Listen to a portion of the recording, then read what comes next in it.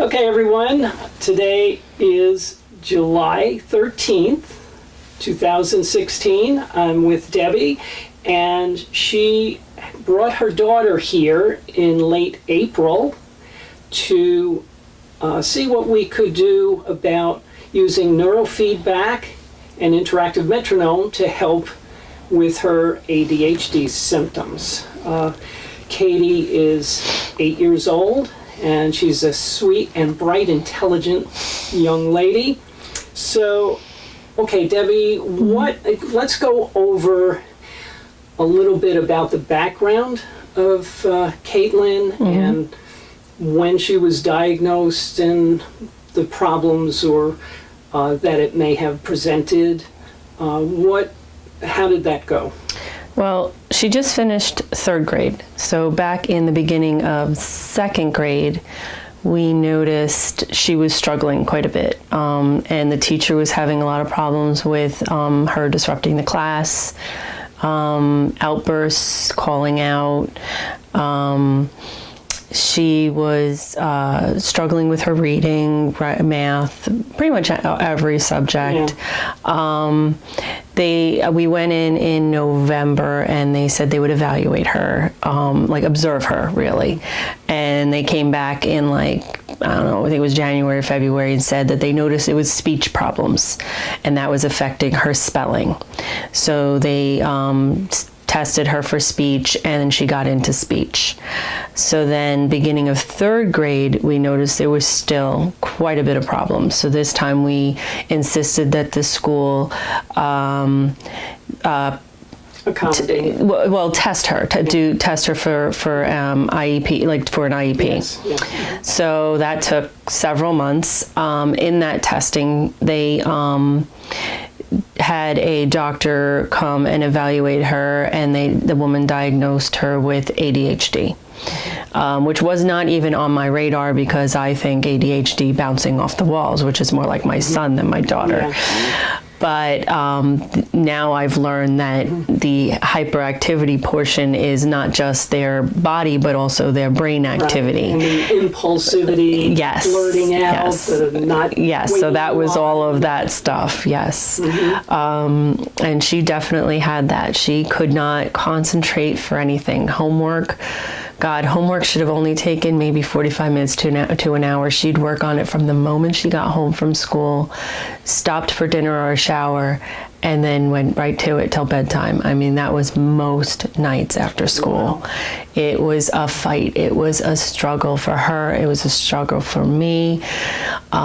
She would literally be trying to, let's say she was trying to write a paragraph or a sentence, and she'd be getting really close. She'd be doing it out loud, and she'd get really close to getting to that, compiling a sentence or a paragraph, and she'd distract herself. Mm-hmm. She would just come out with some random question, like what's for dinner, or what are we doing tomorrow? Yeah. And then it would take her anywhere from a half hour, 45 minutes to get back on just trying to create that sentence. Yeah. So that was pretty, must have been pretty upsetting and disturbing. It was so stressful. I mean, I have 3 children total, and I'm spending the entire night with homework for her, So did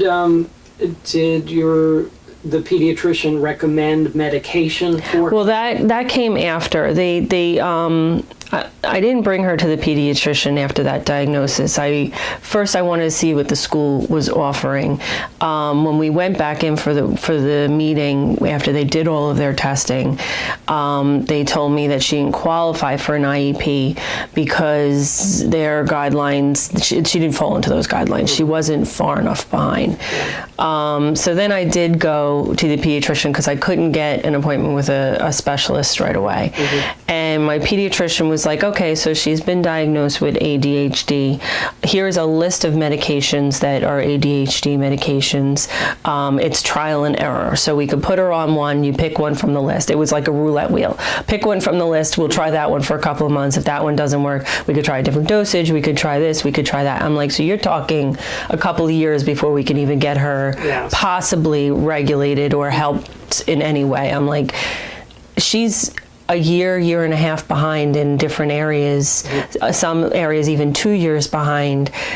you're talking a couple of years for her to even get regulated. How can I even put her through that? Yeah. You know, it was destroying her self-esteem, her self-confidence. She was alienating herself.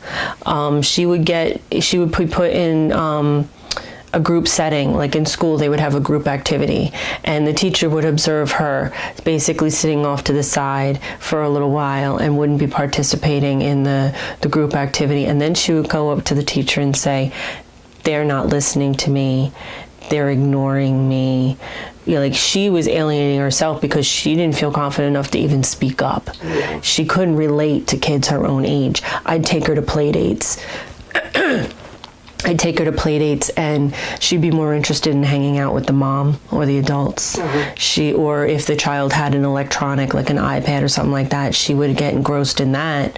That wouldn't be a problem. But trying to interact with another kid was very difficult for her. And I think that all had to do with her self-confidence, her not being able to concentrate on even what to say to another kid. When she's talking to an adult, they're more accepting, you know, and more patient, so she felt more comfortable hanging out with adults. Exactly. She's such a sweet girl too. She really is. A pleasure to be with. She does. She is. She really is a really good girl. And then you decided not to.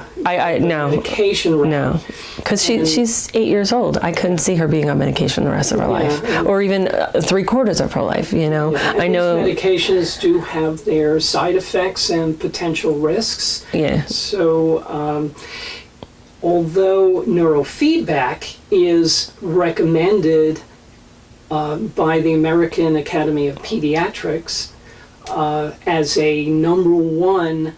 Highest level of evidence on par with the medications for effectiveness, surprisingly few pediatricians ever recommend it.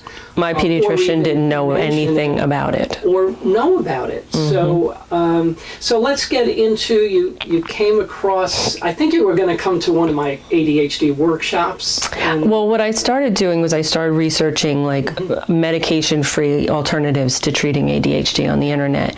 And I did, I found one, but it was and we went for a free consultation, and he seemed really nice, but he was like 45 minutes to an hour away.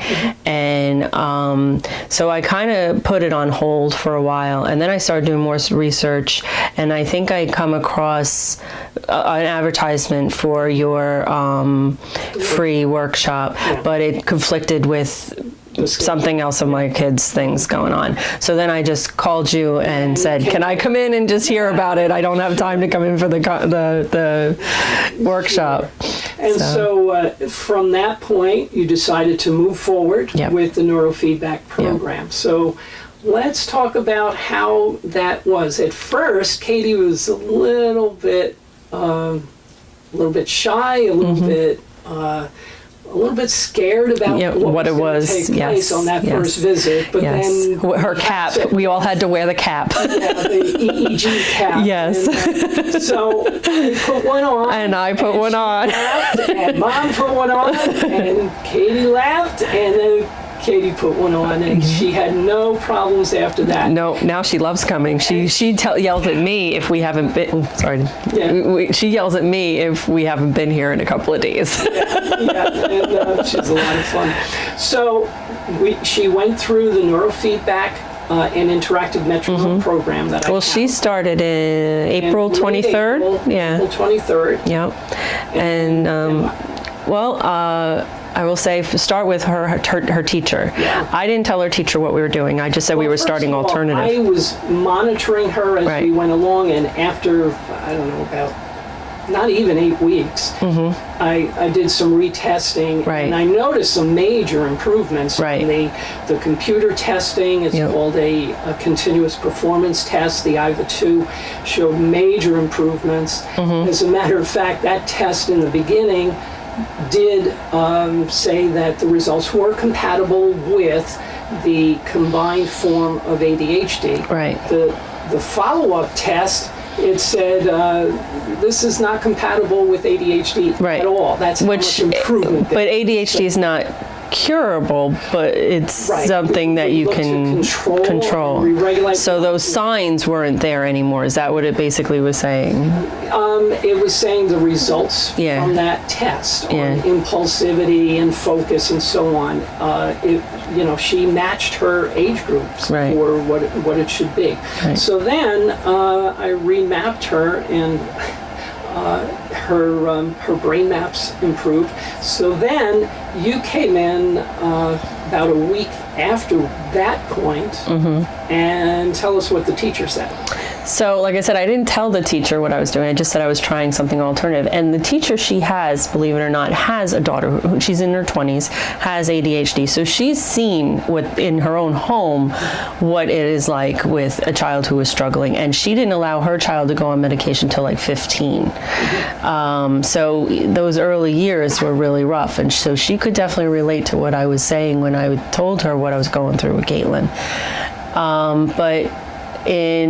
I would say, I went back to her end of May, I think it was, and she said the impulses have become very manageable. She rarely would call out anymore. She saw more interaction with in her group activities. Her testing. They do what they call math benchmark tests every quarter. I think her first quarter benchmark test for math was 55. She had just gotten the results of her third quarter benchmark test, and it was a 96. Incredible improvement. Yes. And her reading level, which was the worst part, because when she entered third grade, her reading level was at a beginning of first grade level. By May, she had gotten into third grade level. By the time she finished third grade, she was at end of third grade level, right where she was supposed to be. That's great. So you must have been relieved. I was. The other big portion is, like I said before, they originally told me in school that she needed speech. And the reason why they told me she needed speech, yes, she has a speech issue. Not a big one. It's very subtle.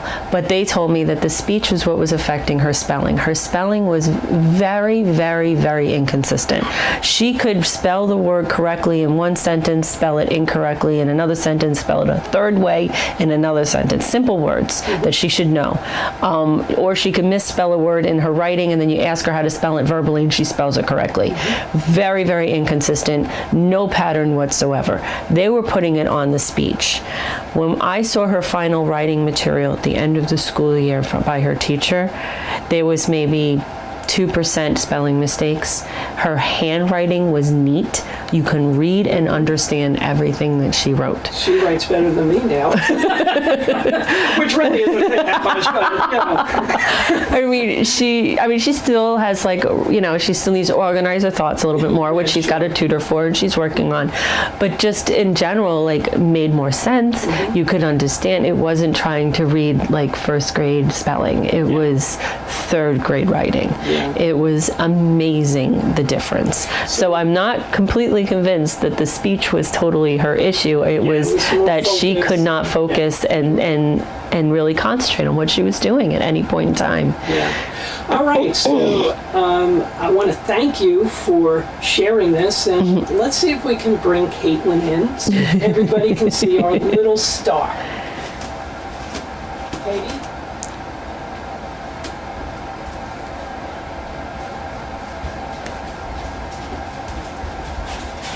And here she is. I want you to sit in that chair next to your mom. Right there. And let's just pull back a little bit. So here is Caitlin, my star here.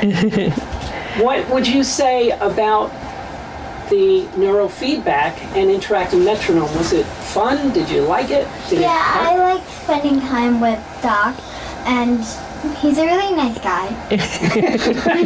Well, thank you very much. And He's I just love smart. being with you. So do I, Doc. So do I. I think it really helped me too, because before in school I was struggling a lot and I couldn't focus. I couldn't pay attention. And now that I'm a doc here, he helped me get stronger with my brain. And I'm still learning about my brain and what my strengths and weaknesses are. You But- are very good. You've got a great plan. But yeah, I think it's really helping. All right. Thank you very He's a much. really nice guy, and he helped me a lot. All right. So, would you recommend this for anybody considering this? Oh, yes. I would recommend this to anybody who had the same problems as me. And what about if my mom said anything about me struggling and all that, or whatever people do. Like, if people are like that, what I used to be, I think it's perfect for them. All right. Thank you very much. Is it really helped okay me. if I share this with people who are thinking about neurofeedback or other doctors that want to learn more about this? Is that okay with you? Yep. That's okay with Mom? All right. I want to thank you very, very much and continued success. You're going to do great. You've got a great future ahead of you.